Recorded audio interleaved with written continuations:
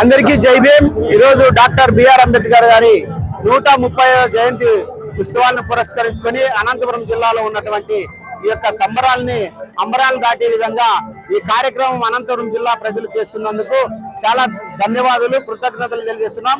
ఎన్నడూ లేని విధంగా ఒక పండుగ వాతావరణాన్ని అనంతపురం పట్టణంలో ఈ రోజు నిర్వహిస్తున్నామంటే డాక్టర్ బిఆర్ అంబేద్కర్ యొక్క గొప్పతనాన్ని మనం భావించవచ్చు।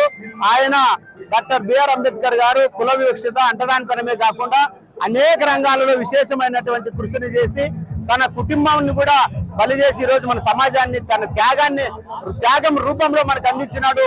ఆ త్యాగ ఫలితమే ఈరోజు మనము ఈ యొక్క సంబరాన్ని జరుపుకుంటున్నాం। ఆయన యొక్క ఆశయాలని గతంలో తర్వాత భవిష్యత్తులో కూడా మనమందరూ పుణుకుపుచ్చుకొని కొనసాగించాలని సందర్భంగా తెలియజేస్తూ డాక్టర్ బిఆర్ అంబేద్కర్ గారి యొక్క జయంతి ఉత్సవాలను ఘనంగా నిర్వహించినందుకు SC/ST ఫోరం తరఫున మేము ధన్యవాదాలు చేస్తూ ఆయన ఆశయాల్ని కొనసాగిస్తామని సందర్భంగా తెలియజేస్తున్నాం। జై భీమ్। అందరికీ జై భీమ్। ఈరోజు డాక్టర్ బాబాసాహెబ్ అంబేద్కర్ గారి 135వ జయంతి శుభాకాంక్షలు భారతదేశ ప్రజలందరికీ।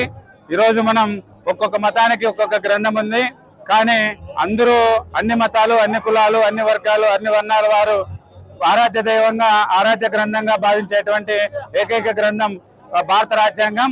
ఆ భారత రాజ్యాంగాన్ని నిర్మించినటువంటి, భారత రాజ్యాంగంలో అన్ని రకాలైనటువంటి హక్కులు కల్పించిన డాక్టర్ బాబాసాహెబ్ అంబేద్కర్ చిరస్మరణీయుడు, ఆయన కారణ జన్ముడు।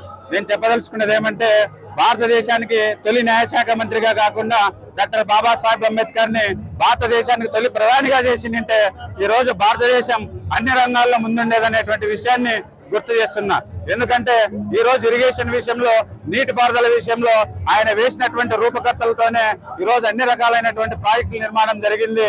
ఆయన 50,000 పుస్తకాలు చదివి ఈ రోజు భారతదేశానికి రాజ్యాంగాన్ని నిర్మించినటువంటి ఒక వ్యక్తి ఒక దేశాన్ని పరిపాలించడంలో భారతదేశానికి తొలి ప్రధాని చేసిందంటే కూడా ఈ రోజు భారతదేశం ప్రపంచంలోనే అగ్రగామి దేశంగా రూపొందననేది నా విధానం। కాబట్టి జై భీమ్ యొక్క ఆశయాలని, ఆలోచనలని, లక్ష్యాలని సాధించే దిశగా అన్ని మతాలు, అన్ని కులాలు, అన్ని వర్గాల వాళ్ళు కలిసి వచ్చి ఆయన ఆశయాలు కృషి చేయాలని మరొకసారి తెలియజేసుకుంటూ జై భీమ్।